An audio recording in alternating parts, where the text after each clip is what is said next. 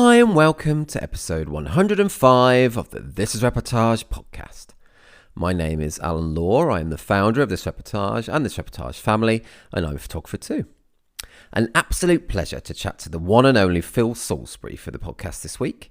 Based in the UK, Phil recently won 4 Reportage Awards from us in our first collection of 2022, an incredible achievement, and he talks about a couple of those awards on the episode today, as well as much more, including his journey to becoming a photographer and the transferable skills from his past jobs, shooting close and how he lights up the dance floor, both with his flash and his dance moves, his hatred of baked beans, our Netflix synopsis game, top tips for improving your documentary coverage, thoughts on judging our This Reportage Family Awards, teenage celebrity crushes, and much more. Just before we get on to Phil, I just want to say that I can't wait for Doc Day 2022 in just a few days, the documentary conference in Dublin, Ireland that we're honoured to partner with. Can't wait to meet photographers from all over the world, including lots of TIR members, including Phil. So if you've been lucky enough to get a ticket, it sold out a while ago now, I'll see you very soon. Wish I could say mine's a Guinness, but I really don't like that at all. But if you see me at the bar, I never say no to a cider, just so you know. Right, over to Phil. Hey Phil, how you doing? I'm good, Alan. How are you? Yes, I am all good, thank you. Nice and sunny down in Cornland at the moment. How about with you? Raining cats and dogs up on the Fylde coast, I'm afraid. No, so I'm not Is afraid. it? Lots of the day, yeah. On the what coast? The Fylde coast, just outside of Blackpool's where I'm based, a little seaside town called Lytham St Anne's. Oh, okay. Oh, yeah, you're there, aren't you? That's where Jeff Ascough lives, isn't it? Or used to live, anyway. I believe so. Yeah. So, have you ever seen him around? I haven't, no. I can't claim to have seen him. That's a funny intro. But you have ties to? Are you from Cornwall originally, or you have ties from down here? Or? I do indeed, yes. So many moons ago, some 40 plus years ago, my gran and granddad used to live down there and owned a hotel. And my mum moved down there with my dad to help them run the hotel, and that is where I'm originally born. Oh, right. So you are actually, where were you born? In Truro. Were you at Trelisk? Yeah, in Truro. That's what both my children born there as well. That's funny. There you go. All the greats are born down there, apparently. Yeah, man, that is true. That is true. That's only like 15 minutes from my house, actually. And my wife sometimes works there and stuff. So, yeah, small world. Awesome. Do you come down to Cornwall much? Not as frequently as I would like to. But, you know, a visit might be on the cards to see the old motherland again at some point for definite. Oh, yeah, let me know. You're very lucky being down there. Very I am, man. I know. I just went for a dog walk this morning, like 20 minutes, and down to the sea, to the creek at Devon. Actually, yeah, it's so nice, really nice. It is. But how's things with you in general, dude? I want to say, I wanted to kick off actually. We're just saying congratulations for winning 4 Reportage Awards in our opening round, man. That's mental. Yeah, it's a little bit of a pinch me moment and very, very humbling to say the least. But I can't say how elated I was to get the email and then see there was 4 of them. It's a little bit beyond what I could have hoped for, shall we say. So yeah, Thank you to all the judges if you're listening. It was an incredible round for me, so thank you. It's so deserved, dude. All those 4 images are just awesome. It's so hard to just win a single image, let alone like 4 in a single round. It's mental. It's so good. Thanks, dude. It really does mean a lot. No, that's cool, man. And how's things in general with you? You know, when did I saw you at a TIR party? It wasn't that long ago, actually, was it? He certainly did, yeah.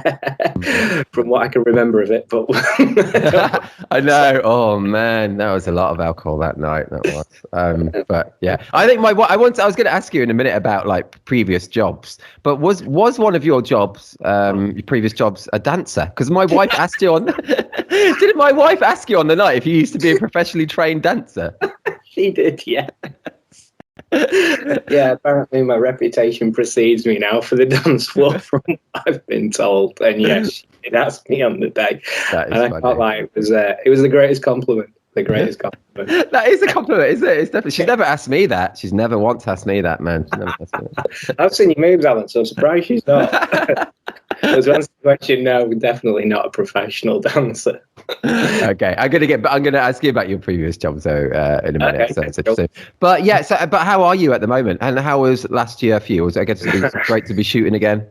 Oh, it was amazing to get back behind the camera and be integrated with all amazing couples. Great to see friends and family again, obviously, after without touching too much on it, the crazy times that we all sort of lived through. But last year was, I can only use the word insane. It was non-stop. Absolutely stop. Yeah. How many did you do? My own and second shooting combined was 76. No way. All in 2021? Yeah, from July the 19th to December the 30th, there was 76 before me. Yeah. That is insane, man. Gosh, man, how are you still alive? That's mad. I don't know that I am, to be honest. It was a long 4 or 5, 6 months sort of thing, and I'm just about caught my tail now, shall we say. I feel like I've been caught my own shadow a bit. But yeah, I bet. Are you still editing weddings from last year, or have you? No, I can hand on heart say, in fact, last Friday, I delivered the final gallery from 2021. So, that's good going. That is good going. Yeah. Man, that's such a huge amount of weddings. Yeah. Wow. It was something crazy. I think I figured it out for August, not including travel or editing time. I'd done 284 hours roughly behind the camera. And told us that one of them was once a period was 13 wedding in 15 days. Really? No, 13 in 15 days? Yeah. No, I know a couple people who did more than that, but yeah, 13 in 15 days, and I was, burnout is real. Let's put it that. Dude, that's insane. I couldn't hardly cope doing 2 in a row. You know, maybe I'm too old for this now, but 13 in 15 days. God, man, that's mad. Crazy. Yeah. Crazy.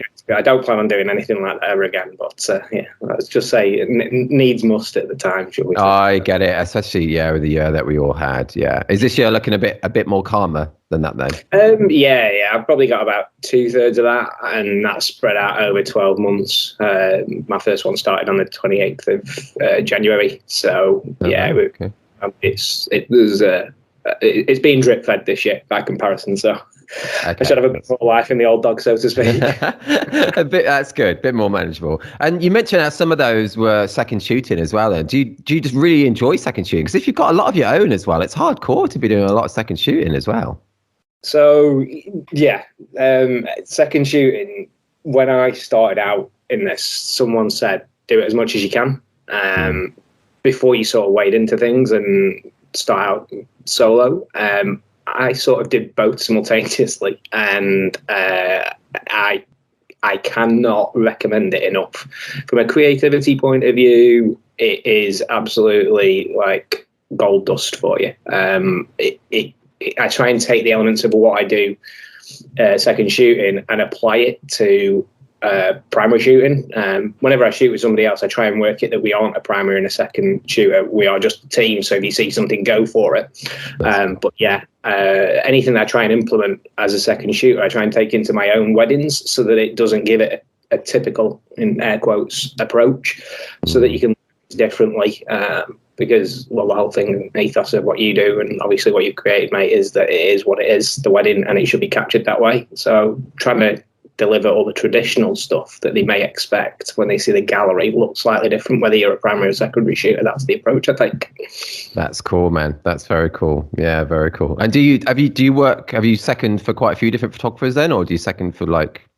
There's Michael Harper from Capture My Big Day. I did a lot of weddings with him last year, and I'll be doing a fair few with him again this year. Oh, that's cool. Yeah, there's an eclectic set that I've worked with Mr. Scholes. Yes. Very well. Know him. Do they reciprocate as well?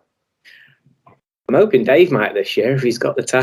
That'd be nice, wouldn't it? Gosh, you two. I'm like, that'd be pretty cool. That would be very cool. Dave, if you're listening, no pressure. Don't feel obliged. But that'd be actually good. Peter Hughes, I've done a fair few with Peter. I don't know if you know. Nice. Yeah, I do. Yeah. He was we did a TIR meetup in Portugal a couple of years ago, and he was there with Dan Morris because they were randomly in Lisbon that day. It's such a coincidence. Yeah. I've heard this story a couple of times. Oh yes, yeah.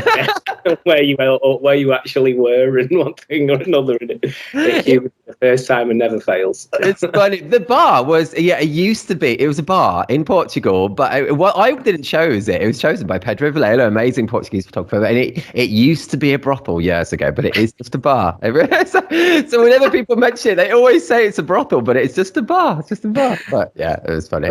Oh, that's cool, man. And we'll be seeing. I was going to say a few of those. I'm going to be seeing you in this episode's going to go out on Thursday, so it'll be less than a week before Doc Day. Yeah, it'll be only a couple of days before I'll be in, hopefully, sunny Dublin and seeing your wonderful face along with a lot of other people. Which I can't wait. Peter's coming to that, I think, isn't he? Peter Hughes. Yeah, I'm flying with him. Yeah. Oh, are you? Oh, cool. Definitely is going then. That's cool. Yeah, we better be. We've got an issue. He booked the tickets. I can't wait for that, man. It's awesome. Oh, I need to also say Happy Valentine's Day. It's Valentine's Day, isn't it? Likewise. Yeah. All those lovely couples out there that are all looked up. Yes. Yeah, congratulations to them. And congratulations to us. This is like a date, us two talking now. best Valentine's Day gift ever. Yeah, exactly. And here, this is going to be the most romantic thing I do today, probably. So, yeah. Oh, dude, and let's go. Let's talk about how you got into photography then, because you've mentioned that you've done lots of jobs historically that you believe you use a skill set from each in your wedding photography. So, can you tell us more about that and in your journey? Oh gosh, so going back to the beginning, my previous partner and I decided we were going to go out fell walking, and at the time I wasn't really favourable of being out in the wilderness. I'm a person that loves his creature comforts, but I'm far more so now adverse to the outdoors. But at the time, my mum threw me a bridge camera and went, "We'll take that with you and go and entertain yourself, do something with it." So I did. I took some photos whilst we were at a little place called Beacon Fell and came back. And where I worked at the time, which was for an energy broker, I used to sit next to the billing manager, who was also the photographer for Fleetwood Town Football Club. Yeah, cool. And he'd asked me what I'd been up to over the weekend, and I sort of said what I'd been doing, and he said, "Oh, well, bring the images in, I'll have a look." And I was like, "Yeah, whatever, okay." So I did, and he was looking through the images, and he started talking to me about all the technical aspects, rule of thirds, composition, lighting, all sorts of stuff. And I was just looking at him vacantly, like I have no idea what he's talking about, but fair enough. And then right at the end of it, he said to me, "So where did you study?" I just burst out laughing. I was like, "You've got to be literally the first time I've ever picked a camera up." Yeah, that's a compliment, though, isn't it? Yeah, it really, really, really was, because I've seen like his work, and he's really good at what he does. He's called Stephen Willoughby, if everybody wants to go up for him. And with that, when I laughed and told him I'd never literally put a camera in my hand in any way, shape, or form before, he looked at me and said, "Please go and do something with this. You've got cool. This is almost a calling." I can't tell you that what you've done, people who've been doing it for years possibly don't even do. And I was like, wow, okay. That is cool. Around with it for about 6 months, the idea of doing something with it. Like many probably just opened up a Facebook page and like asked if anybody wanted anything shooting. Built a little bit of a portfolio off of the back of that. And then... Shooting what kind of stuff? Oh, you name it. It was christenings, birthday parties for kids, cool. Headshots for people, landscape, literally everything. And then somebody asked me to shoot a wedding, which sounds like it's the case for quite a few people from historical podcasts. And I was like, there is no way I can do that. Went through the process of saying to them, "Listen, if you ask me to do it and I do it, there's no liability. There can't be. I've never done it before. I'm not looking for any money from you. So no, it's cool. We just want you to do it." Ended up traveling to the lakes and spent a full day there, and then there was the editing and everything. Didn't think I was going to get anything from it, and they were kind enough to give me some money afterwards, which I was really appreciative of. But that was sort of the beginning steps of it all. And how was that? How did that first wedding go there? And did you look at like YouTube and books and stuff about wedding photography? Did you look at other wedding photographers and stuff? How did you approach that first wedding? I kind of guess I probably should have, but I didn't. No, it's good, man. It's all good. It's good. So there was like, I don't even know if it was a conscious thing, but I didn't want any preconception of what I was supposed to do. And I think the more I've done this now as a job in inverted commas again, then the preconceptions for me, I try and get out of the window as much as possible, but they still peek and sneak in from time to time, shall we say. Sure. Well, yeah, it was a great wedding. They absolutely loved what I'd done. It was a bit more formal than I would like it to have been, but that's just how they wanted their wedding day. So, that was great. It was great. Did you approach that in a documentary way, the wedding? I'd say probably the majority of it, yeah. It was great photos, and they wanted a portrait session where they wanted to stand and smile for the camera. And again, at that stage where I felt really wet behind the ear, so to speak, and possibly to some degree, because it's still only very early days in the career. But yeah, they wanted a couple of pose portraits, and I was like, listen, if that's what you want, it's your wedding day. Of course, I'm not going to say it. Yeah, so that's what it is. Yeah. From there, it was sort of a crossover period. I lost my father. It was a bit of an estranged relationship. I was left in a position financially where I was able to consider what I was doing for a living. And so I quit my 9-to-5 job that I'd worked in for the best part of a decade. Yeah. And I got a job. I laugh about this now, but without this job, I wouldn't be doing what I'm doing now. I got a job working at Blackpool Pleasure Beach doing photography. Oh, cool. What, like roller coaster photography? Oh no, you don't sit on a roller coaster and take photos of people. What kind of photos are we doing? So the Pleasure Beach had obviously the ride photography, which is a completely separate entity to what I dealt with. But I worked for a company that basically did interactive stuff. So from day dot of me picking the camera up, other than messing around with it for maybe 6 months, I was doing off-camera flash outdoors in like 12 o'clock sunlight directly into the sun, and getting groups of people, kids, adults and everything, to sometimes formally pose and then sometimes just playful, jumping around. But we'd have the backdrop, the big one. And I don't know how well you know Blackpool Pleasure Beach, but all the rides in the background. Oh, that's cool. I've only been there like when I was a kid, so that's a long time ago. But oh, that's cool, man. So yeah, what was that job? Was it a fun job? I've done, like I said, I've done lots of jobs. Some I've been super passionate about, but because this was something that was creative and completely different to anything else I'd ever done, I threw my absolute heart and soul into it. Because I was like, I was about 38, 39 when I did it. And I'm 42 now, so that'll give you an idea of how long I've been doing all this. Oh, wow. Yeah, really not long at all, man. Wow, man, that's mad. Not at all. And yeah, the first sort of 12 months of that, I was shooting probably 80 to 90 hours a week with a cameraman. Right. So the learning curve of everything was super vast, and the people there were massively helpful. It must have been good with just learning how to, well, yeah, not that you needed to learn, but just been dealing with the public as well, which is something you have to do as a wedding photographer. Just those people skills it must have been good for. Yeah, I like to think I'm pretty good with people. I'm quite a personable person, quite approachable. Yeah, you are, man. Thank you, dude. And from previous historical jobs, which if you want me to go through those now, I'm quite happy to do so. Yeah, go on. Okay, so I've worked in accident management. I've worked running a pub. Oh, have you really? Gosh. Yeah. They're both good skills for weddings as well. If someone hurts themselves at a wedding, or lots of alcohol at weddings, that's both good. Absolutely, yeah. I'm not adverse to dealing with the intoxicated. I worked for Lancashire Constabulary for a period of time. Wow. I was in comms, but I was also a special constable. What else have I done? Wow. I've got quite a big background in sales, to say the least. Oh, that's handy as well. It certainly helped. Professional dancer. Yes, allegedly so. That's all cool though, mate. And then how did you go then from the Pleasure Beach job to, doing what you're doing now and like full-time photography, self-employed? So whilst I was at the Pleasure Beach, there was a little bit of people still messaging me on Facebook asking me to do stuff, and some people had seen the wedding photos that I'd done for that one wedding. And from that, the inquiry rate started to increase. So whilst I was doing about 80 to 90 hours a week with them, I was then on my day off going and potentially shooting a wedding and trying to work my leave or my day off around that. So it was absolutely full on.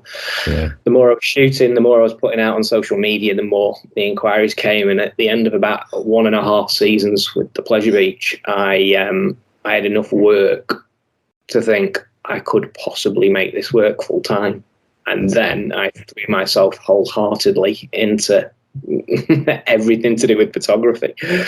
And then it was around the time pandemic hit, though, was it? Was it around that time? So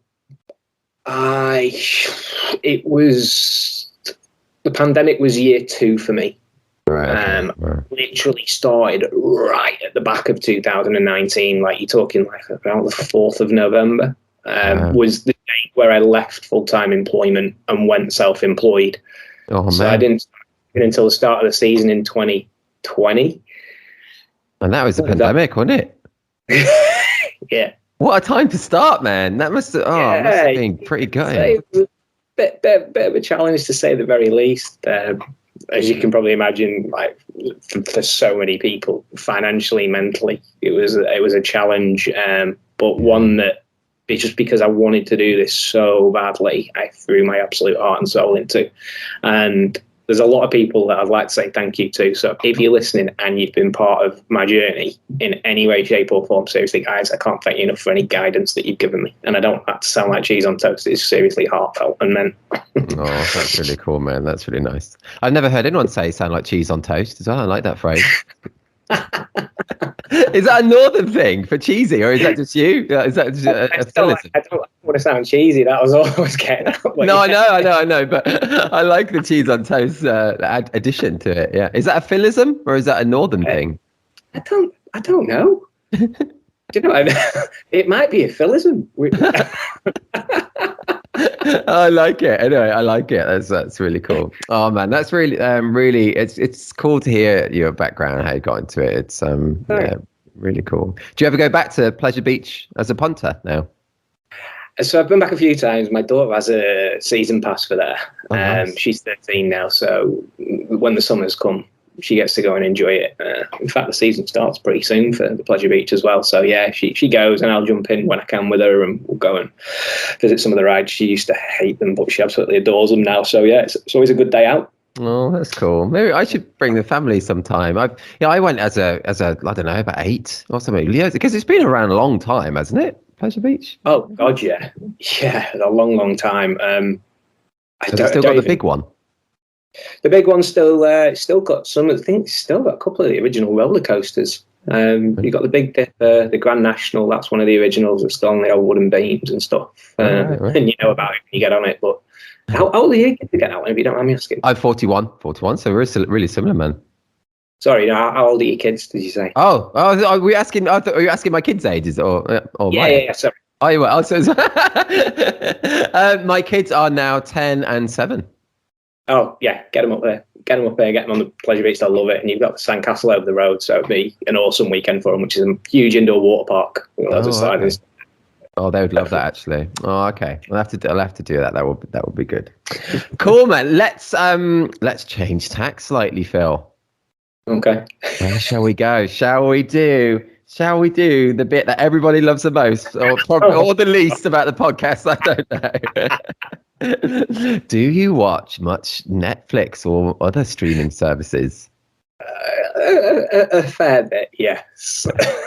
Good stuff. Good. Okay, good. And you know what's going to come. You've listened to some of the podcasts before. So if anyone's listening for the first time, I'm just going to say a few Netflix or other movies or whatnot, synopses, and Phil is going to guess, or he's going to know the title to all of these. I know he is, aren't you, Phil? I'm hoping so. Don't go down in Blades of Glory or something. Okay, cool. Okay. I feel like you might get this first one. Okay. So this is an old movie, by the way. Okay. Yeah. Billy Hoyle and Sidney Dean are an unlikely pair of basketball hustlers. Do you know it? I think if you're going to ask me the title, that'll be White Men Can't Jump. It is. Yes. Boom. Nice. That's because I thought I'd ask you that one because you love your basketball, don't you? I'm a basketball fanatic. which is quite ironic because when everybody meets me, they go, "Really?" Because I'm only 5'8". Oh, that's cool, man. Did you used to play a lot at school? How did you get into basketball then? Oh, I started basketball at 11 and played all the way through to around about the age of 19. Wow. But yeah, I used to coach, referee, played high school, local, all sorts of different levels I've played at, and I absolutely adore basketball. It certainly overtook football, probably just prior to starting high school. So yeah, probably about 9 or 10 years I played it for. Absolutely love it. You used to coach? I did, yeah. It was I coached what'd be like a mini league type thing. So kids from the age of 11 through to adults. I used to coach the high school that I went to. I used to coach a Sunday league version of it. I used to coach a Division 3 team, and at one point a Division 2 team, grown men. Yeah, I was fully qualified. Absolutely love it. Anything related to basketball, yeah, if I can get involved with, I will. Oh, that's cool, man. Do you play at all now? Not so much anymore. The fitness levels probably aren't quite what they used to be. Albeit some of the old teammates reached out not too long ago and said, "Do we fancy an open run, which is like a scrimmage or a quick throw around?" And I'd love to. And now that I've caught up on the editing, then quite possibly. Yeah, a bit more. Might rekindle themselves. Oh, you should, man. You should do it. A bit more time in your hands now. It'd be hard, like during the season, isn't it? Are there any transferable skills between being a basketball coach and being a wedding photographer? Crowd control. Yeah. But that's when I put the old special constable hat on and, sort of dictate, like, let's get this done now rather than let the day run away with you. But I'd say that just maybe a bit of empathy and understanding, seeing things from two people's points of view, to have a great understanding of the day. I don't know. Maybe that's all good, man. That's good. Oh, that's cool. I know, that's cool. And I haven't seen that film in ages, but it's a good film, isn't it? Back to White Man Can't Jump. It's a good film. Oh, God, yeah. I've watched that film that many times, I could probably quote it word by word. Isn't there? I haven't seen it in years, actually. Isn't there a bit of Jeopardy in it as well? Jeopardy? Yeah, there is. Jeopardy. Yeah, you go through what is a quail, what is a quail. There's something to do with a letter Q in it. Yeah. So I can pretty much recite the film. I've watched it that many times. Oh, you do know it. That's funny. Okay, that's cool. And you must have seen that. You must have watched the Netflix Chicago Bulls documentary thing as well. Last Dance. Yeah, I think I've watched it 6 times now. Wow, really? The whole season 6 times? Gosh. Yeah. So it is good. Jordan, yeah, anything Chicago Bulls related. So as soon as I heard that it was being released and it was all locker room access stuff, I was all over it. I was like, this is going to be amazing. And it's probably the best thing I've ever seen on Netflix, full stop. It is really good, isn't it? I know I'm not a massive basketball fan at all, but me andOni's my wife, and obviously but I'm just sayingOni's my wife to people listening. You know who she is. But yeah, we both loved it, and she's not a basketball fan at all, but it's just really interesting human story as well. It's just really good, isn't it? I think for me it was his mental psyche. I see it as unprecedented. There's nobody that's sort of on the same wavelength as that's in from like a competitive point of view. And I think just the way that he sets out to do things, without sounding weird, sort of at 11, he was somebody that I sort of looked up to and aspired to because I didn't have dad around, and used him as a guide for what he was trying to achieve and create that mindset myself. That's cool. Whether I achieved that, I don't know, but you're rocking it, man. You're absolutely rocking it. Have you ever been over to America and watched any basketball? So I hadn't until just a short while ago, but literally the week before lockdown or it all hit, I was in the States in New York, and we went to the Garden to watch the Knicks versus the Bulls play, and we got pretty much courtside seats, and it's almost unheard of to get onto the court, but one of the security guards started speaking to me, and I explained I was there for my 40th birthday as a gift. And I managed to get on court and get some photos. So I was absolutely made up with that. Oh, man, that's awesome. Yeah, that's super cool. Oh, man, awesome. Funnily enough, I was in America like a week before. Well, it was like the end of February 2020 as well. Yeah, I was in Vegas. Never been to Vegas. That is absolutely on the bucket list. Oh, it's so much fun, man. It's the only place I've been to in America. So I've been 7 times now, 6 or 7. I've only been to Vegas. It's really bad. I need to go other places. I know. Is that all photography related, I'm guessing? Is it the... Well, some of it is for while WPPI is there, but that's so you can put the Vegas trip through the books as a taxable expense, really, then. Loving you think. Yeah, man. Anyway, we're still in the Netflix game. Let's go back to that. You got 1 out of 1 so far, man, which is really good. Yeah. Let's go for your second one. Okay, this is this is a series, more recent as well. Okay, so based on historical events, this series dramatizes the story of Queen Elizabeth II and the political and personal events that have shaped her reign. Absolute blank. That is not the name. That is not the name of the series. It's not the name of it, Phil. No. No, I haven't got a clue. No, cool. That is The Crown. I've not watched it. I've never watched any of that. No, it's got a few series now. It's quite good actually. Pretty good. Yeah. Yeah. I shall put it on the list. Absolutely. Okay, your final one. This is a tough one. I often do the last one as a tough one, so this is a tough one. Yeah, sorry. Still use the mind. This is an older movie. Okay, so the clue. Okay. The drug-induced utopias of 4 Coney Island people are shattered when their addictions run deep. Oh my God. I know, that's really hard. The only thing that's springing to mind is when you said Shutter Island. I want to say Shutter Island, but I don't think it's going to be. Yeah, I know that's a good film. Is it? That's Leonardo DiCaprio. It's not that, but I get what you mean from the. Shall I? Well, it's got Jennifer Connelly in it. Okay, it's Requiem for a Dream. No, I've not seen that either. Yeah, it's a real kind of drug-like film, like pretty hardcore. Anyway, you still got 1 out of 3, man, which is good. I'll take it. Yeah, it's good. It is good, honestly. And that last one especially was really hard. Just thought I'd be mean to you there with that last one. Okay, Phil, let's go back to your photography. And I wanted to ask you about a couple of your recent Reportage Awards that you won in the most recent collection. They're both you won 4, but I just taught. Sorry, I can't talk, man. Gotta talk. Right. I want to ask you about a couple of them because they're both so very different. So the first one is the one of the bride seemingly giving the groom the middle finger as she's walking down the aisle. Yeah. And the second one is very different because it's a very emotional black and white capture of what appears to be maybe a dad and his son or a granddad and his son. I don't know. Can you tell us about both of those images? So the bride walking up the aisle is probably the best example of shoot through the moment that I could ever give anybody.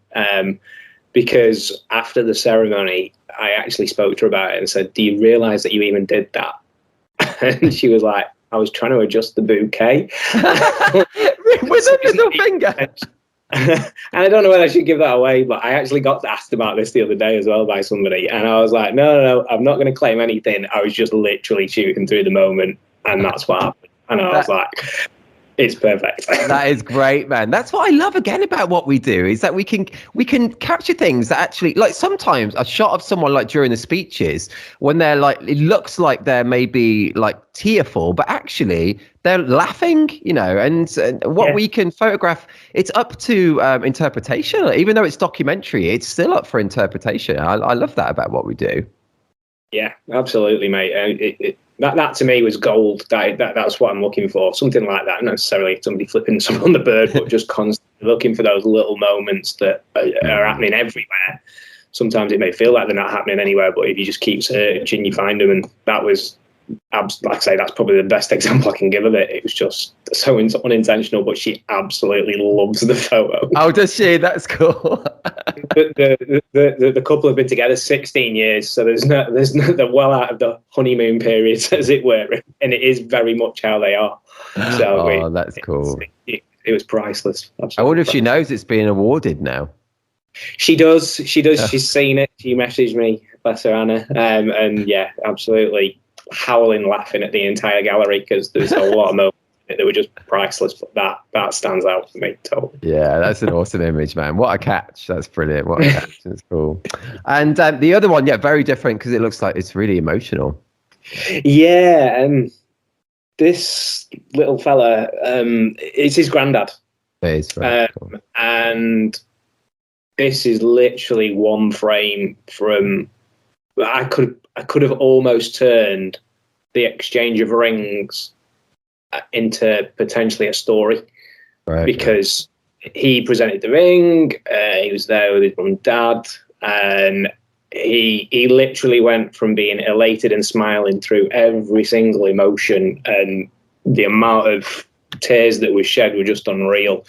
I was super conscious of the vows and everything happening to step to one side to be able to capture this one, but it was just, I could just see he was just nurtured up in his granddad's arm, and his granddad just sort of resting his head against his, and I was like, they're going to love this more than what looks like somebody talking and an exchange of rings. And yeah, they absolutely love it. They absolutely love it. Oh man, that's a cracking capture. One that he'll probably be embarrassed about on his 18th or his 21st, but one he'll appreciate it later. Oh, totally will, won't he? Yeah, definitely. And were you? It seems like you were really close with that capture. Were you really close? Oh yeah. I was on it. I shoot 35-85. It was on the 35, and I was probably less than a foot away. Yeah, that's cool, man. It's only cropped it very slightly on it, so yeah.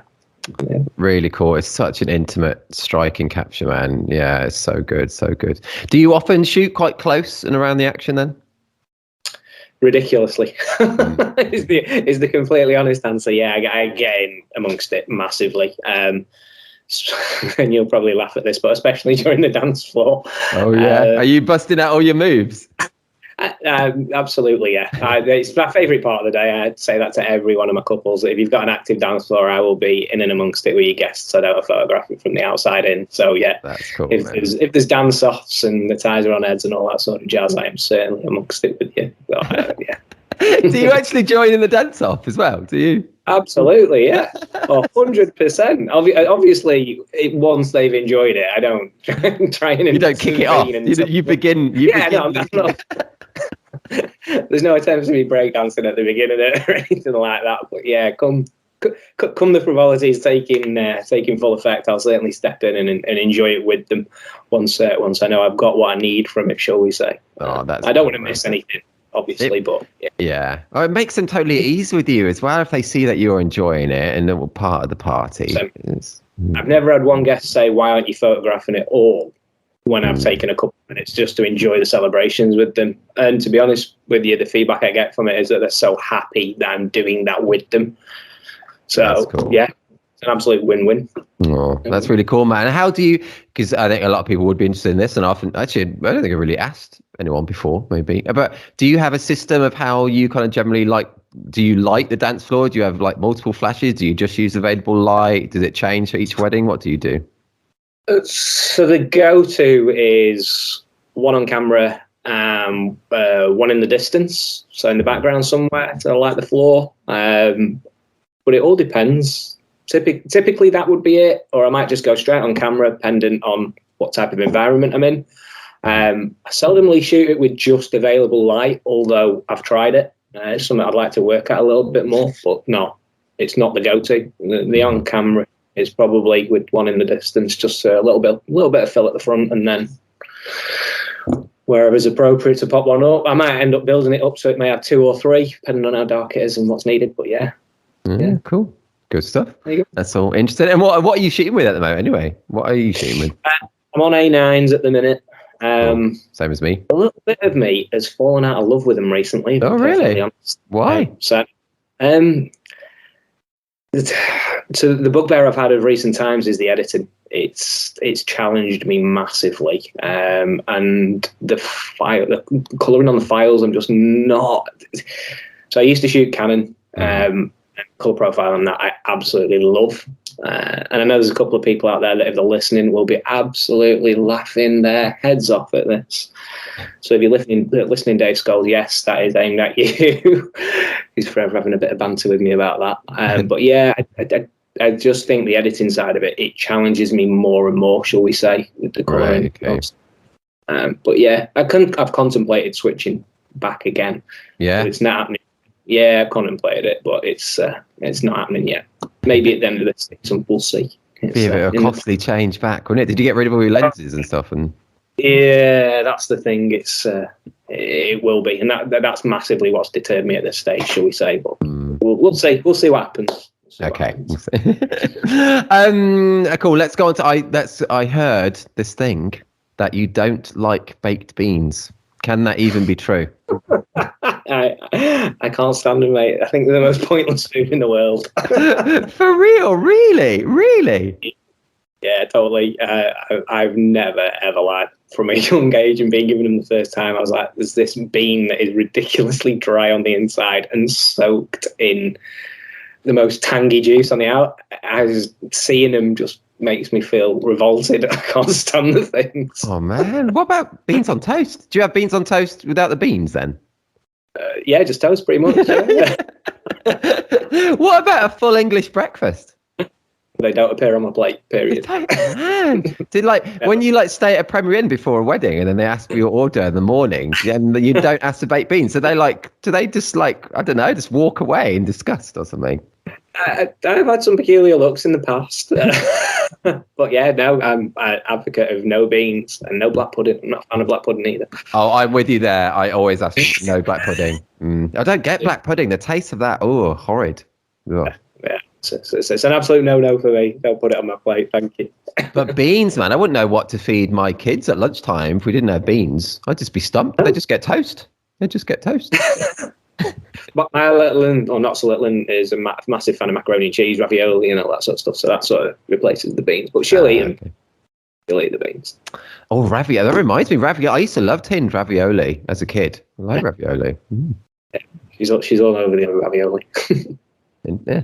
I like talking about food. What would be? I sometimes ask this question. So whilst we're talking about food, might as well go to this one. What would be your last meal on death row, Phil? Oh man, I was wondering if you were going to ask me this, and I've been trying to prepare myself for such a question. And oh god, if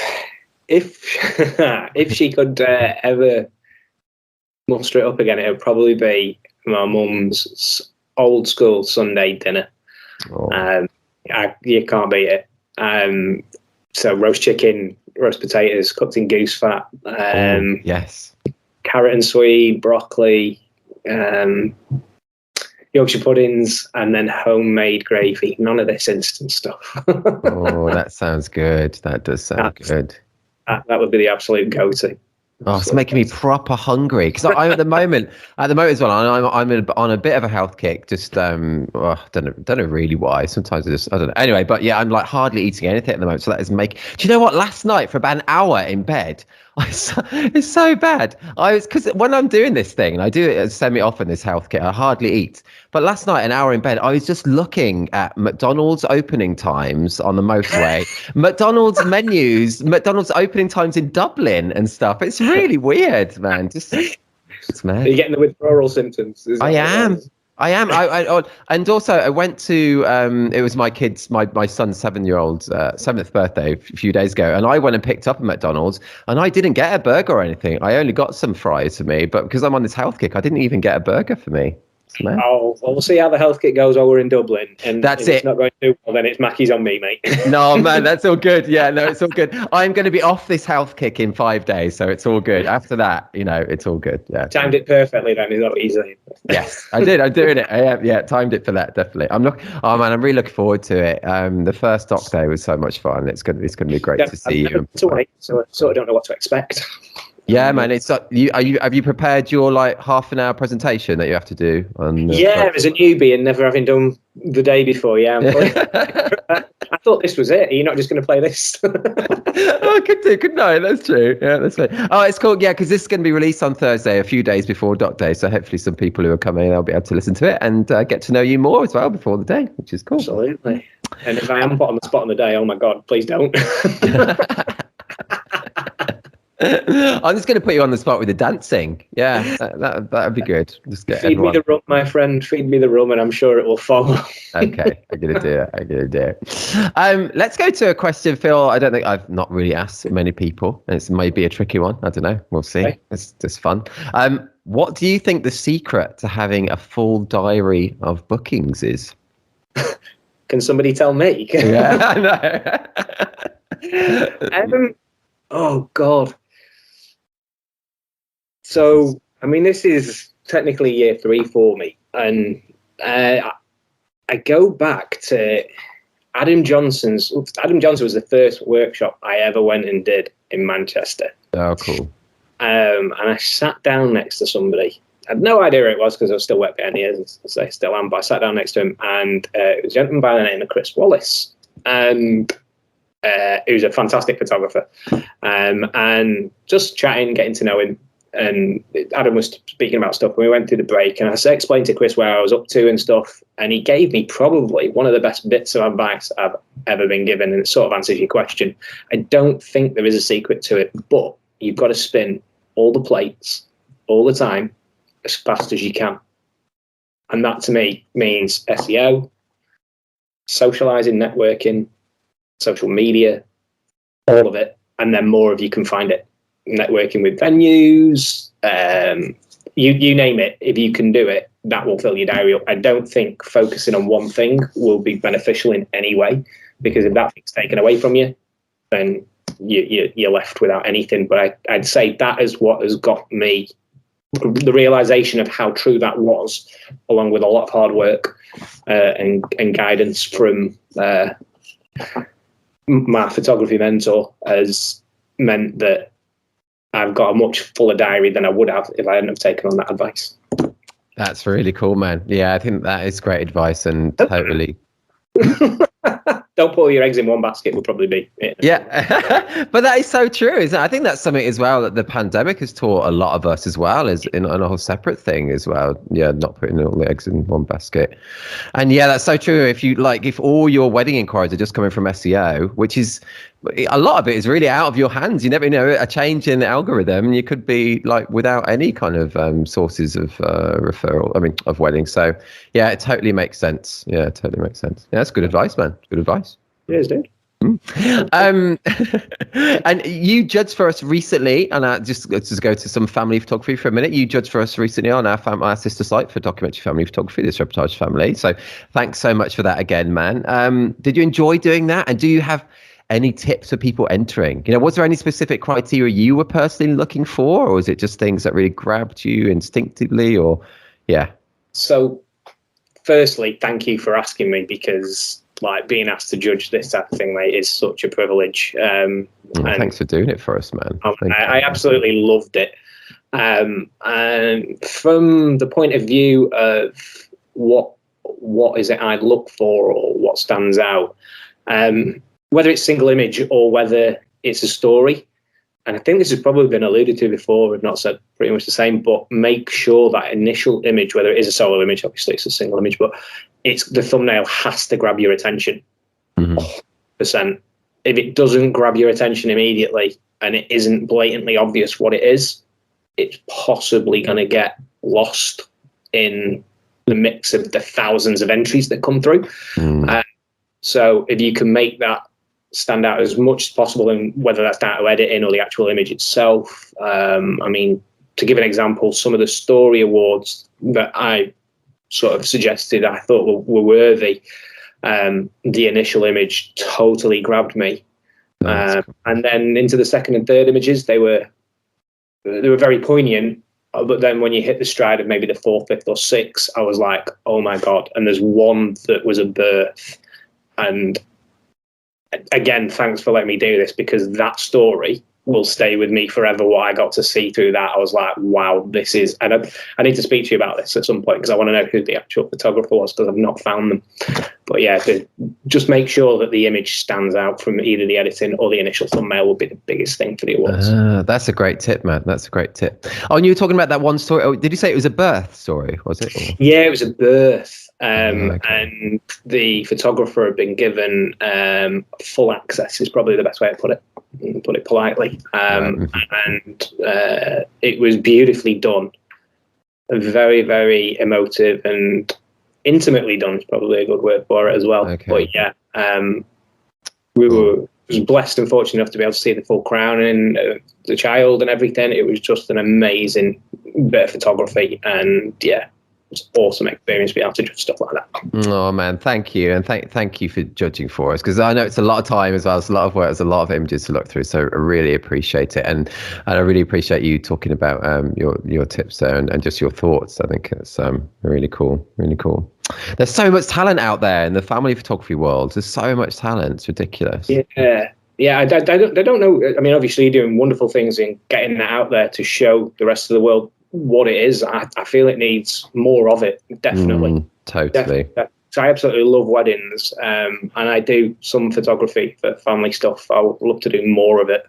And who knows, down the line that there'll be more and more of it from me. But I've done sort of documentary a day in the life before.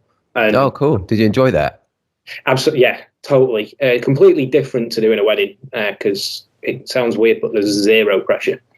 It's literally what there is, and they know that that's the case, and they're getting you in there specifically for that. So yeah, if anybody's trying to develop any of their documentary skills, I'd highly recommend stepping into that world, just even if it's a friend, a family, or something like that, so that you can hone those skills and sort of build them. Definitely do something like that. That's great advice as well, man. Dude, is this really good? You're dropping all knowledge bombs. It's really good. This is great. That's not I know what I'm talking about.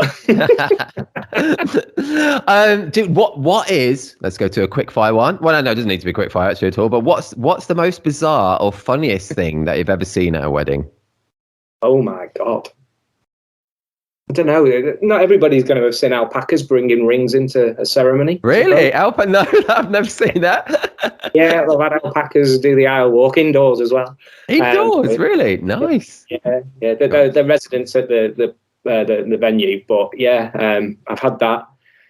Oh God, what else have I seen? That's pretty random. Were they not scared of it pooing everywhere and stuff like down the aisle? I kind of hoping from the reportage side of things. Yeah, no. To be perfectly honest, I was pleading for it to happen, or just some funny interaction with it at least. But no. God, what else have I had happen?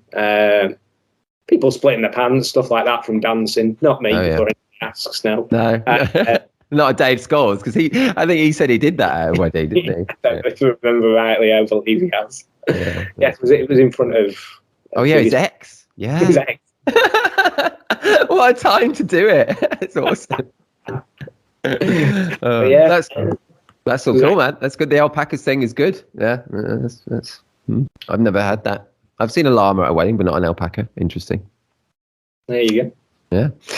If you could, let's do another few quickfire ones, man. If you could take a pill which would instantly make you a world-class expert in something, what would it be? Oh my God. What a question. I've got some new questions. You've thrown these curveballs in on me, haven't you? If I could take a pill that made me an expert in something, what would it be? I think it would probably be on how the mind works and why it works the way that it does. That's cool. Yeah, because that would help so much in life, wouldn't it? Yeah, I think especially after the last 18 months and some stuff sort of growing up and relationship stuff, I think people second guess themselves or question their life choices or where they are at in life. And so if you can master the mind, then I think you can master your life. So that's why I'd choose that. That's a good one. That's a very good one. Very good one. Let's go back to photography and client meetings, whether in person or Skype or whatever, or Skype, or Zoom or whatnot. I know we're doing this podcast with a very old-fashioned Skype, but do you have any advice about your client meetings? Do you have a kind of way that you do them? Do you do them? What do you do? Yeah, right. I'll meet every couple, and through the pandemic now I do it pretty much solely by Zoom. Even if they're pretty local. I'll still will go out if they really like to meet in person. But yeah, I insist on meeting all of my couples. For me, the relationship that I have with them is absolute paramount. I make a joke of it with every bride, but I end up spending more time with them on the wedding day than their partner does. So they need to have this fantastic rapport with me. And so, yeah, I would absolutely recommend communicating, if possible, however you can, with them. Certainly. That's cool. Cool. Do you get nervous for those at all? No. And I think that's just because of me being a bit of a people's person. I don't mind what end of the scale people are on. I'm able to. I feel as though I'm able to transfer my skill set with communication to whichever level it's at, if that makes sense. Yeah, totally. And that's such a good thing to have, man. That's such a good thing to have. And when did we first meet? Was it at 9 Dots? I can't remember. It was 9 Dots when I was beating you at table tennis or something. But I remember we got on just so quickly. You're just so easy to talk to, so easy to get along with, man. And that's such a cool skill to have. That is. Do you not get nervous like shooting weddings either, like arriving in the morning and stuff?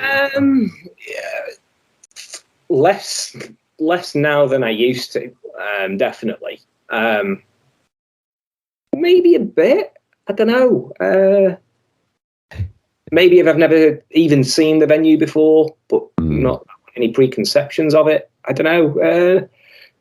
That sounds good though, man. The nerves that will come is I just want to be able to give them the best experience that they can get from me and the best gallery out of it. So that may be a little bit of nerves, maybe for the first few minutes, and then I'll hit my stride. And then probably a few minutes after that, I'm like, right, we're just getting on with it. That's it. Yeah. That's cool. No, that's good. That's all good, man. And it is similar to me. I do get nervous on the way there and stuff, but once you start, it's all good, isn't it? And it all just goes. It's all good. Let's do a few quick fire ones actually, because I got quite a few questions, but we're approaching the end of like the kind of hour, so it'd be good just to let's do some quick fire ones. Okay, ready? Yeah. Do you prefer sleeping or eating? Oh, eating. Oh, do you? Yeah, but anything but baked beans. Okay, yeah. What is your favorite Disney film? Beauty and the Beast. Oh, that's mine. Nice. There you go. Nice, dude. Cool. Yeah, I love that. It's beautiful. Yeah, absolutely love it. Anyway, that's cool. Yes, recommend that. Have you watched the kind of the more modern-y remakey one with yeah. Yeah, I've seen. I think there's like 3 of them in total now, but yeah, I've seen them all. Seen them all. Yeah, good stuff. Beauty and the Beast fan here. Okay, that's good. Okay, as a kid or a teenager growing up, did you ever have any celebrity crushes? Oh my god, yeah. Expand. Oh, damn it. Do you ever watch Gladiators? Oh yes, Jet. Is it Jet? Absolutely, Jet, 100%. Yes, man. Yeah, we're of that same age. Definitely, Jet. I went to watch a filming of that at the NIA in Birmingham, actually. Yeah. Really? Yeah, years ago. Yeah, with Ulrika Johnson as well as one of the hosts, wasn't she at the time? Wow. Yeah, indeed. Yeah, and that was her. And do you remember Saved by the Bell? Oh yes, yeah. I forget her name, but there's a lady with brown hair on that. So they were the 2. There you go. Nice. See, I only remember Screech from that. Oh, yes. And also, actually, wasn't that actress from Show? Have you seen Showgirls? Yes. Yeah, she's in it. Yes, she was. What's her name? Like Elizabeth Berkley or something like that. No. That's a good film. Kind of. Depends what you're looking for in a film. Oh, that's funny talking about crushes though. Yeah, Jet definitely, and yeah, I used to Ulrika Johnson, Jennifer Aniston as well. Jennifer Aniston. Who doesn't like Jennifer Aniston? It's true. Have you watched the morning show? No. That's she's in on the Apple TV streaming thing. It's really good actually. It's really good. Okay, another quick fire couple. What was the best concert you've ever been to? Oh God, so I'm torn between 2 here. I'm a massive R&B hip hop fan, so I've seen Eminem live in concert in Milton Keynes. Oh, cool. But probably the best one, which I waited about 25 years to see, was Faithless live at Lytham Proms. Oh. They were something else. Yeah. Really? Yeah, they were incredible. I'd waited a long time to see that. So yeah, torn between 2, but I'd probably say Faithless too. Oh, okay, cool. That's good. Do you collect anything? Oh my God. Yes. There's a couple of things. Some haven't been added to for a while. NBA jerseys, Nice. basketball leagues, Air Jordans, which I can say I've got 11 pairs of. Really nice, man. Are they worth like stuff as well? Are they worth money? Something worth a few quid now, yeah, Oh. definitely. But if you speak to Simon, is it Leclerc? Is that how you pronounce it? Oh yeah. He's massively into his boots, trainers, and trading them. He knows a lot about them. Oh, really? Yeah. Didn't know that about him. The other thing that I collect, which is probably a little bit cheesy, is I try and get a keepsake from each one of the weddings that I've shot. Oh, cool. Well, like a bit of cake. Have you got like loads of mouldy cake? Loads of mouldy cake and used napkins. That sounds really weird. What do you take? It depends. So if they've got photo booth or something like that, I might get a picture with one of the brides or the groom and stuff like that.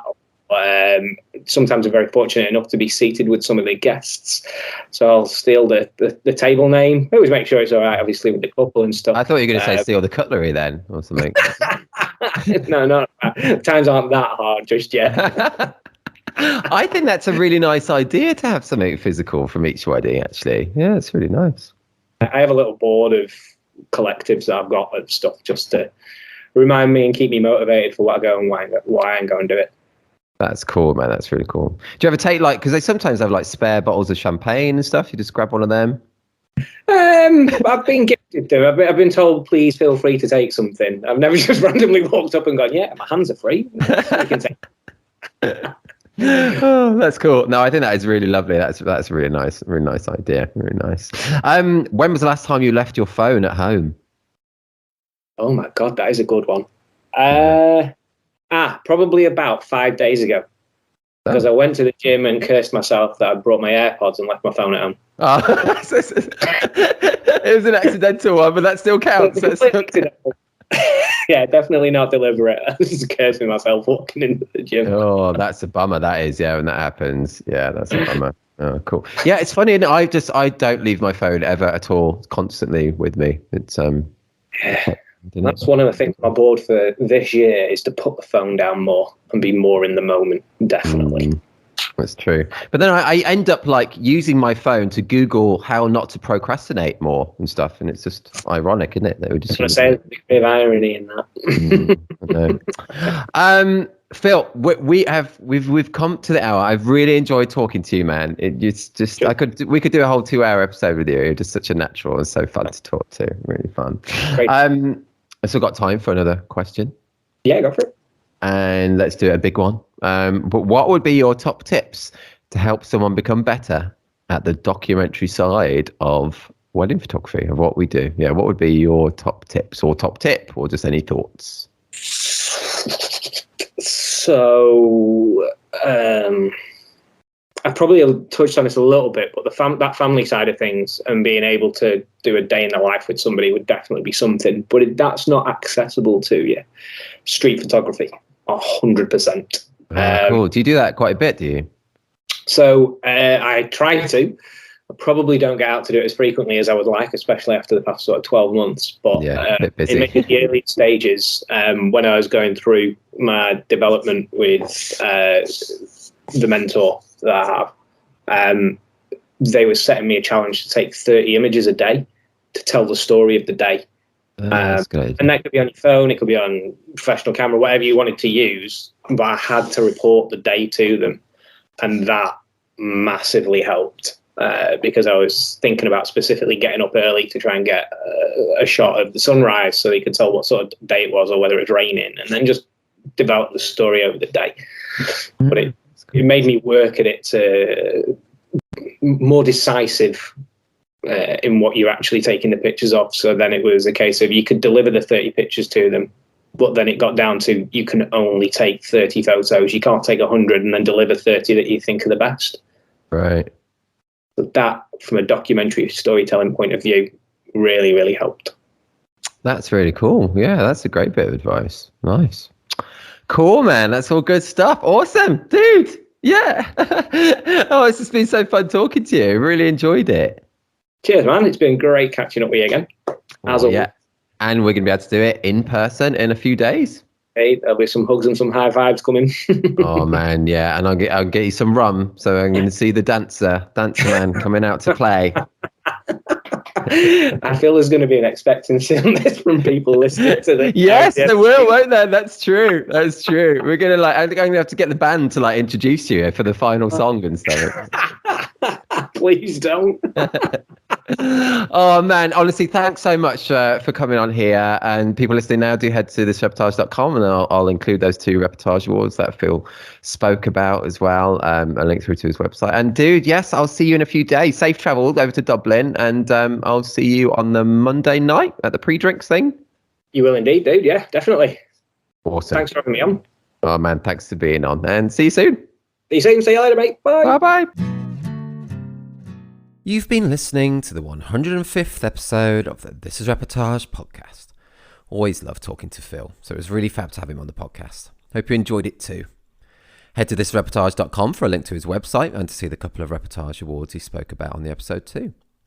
We now have 105 episodes of the podcast available, where we speak to wedding and family photographers from all over the world, delve into our back catalogue to hear from the likes of Adam Johnson, David Scholes, Anna Backhouse, Els Corsten, Menina Cognes Menina, Patrick Lombard, Leonard Walpott, Lisa Winner, Rowena Meadows, Peter Hellock, Eve Schiepers, Emma Collins, Rocio Vega, and many, many more. If you're not a member of This Reportage or This Reportage family, check out all the benefits of joining us, including an unlimited number of images on your profile, 60 individual award and 18 story award entries per year, invites to our physical meetups and parties, exclusive discounts, hours of educational videos featuring tips and advice from some of the world's best photographers, and much more too. Submissions are open now for our next award collections. We have 6 award collections per year, so every 2 months. The deadline to submit is the same for both our wedding site and our family site. Submit by 23:59 GMT on 24th of March 2022. No poses, nothing staged. This is Reportage. And this is bye for now.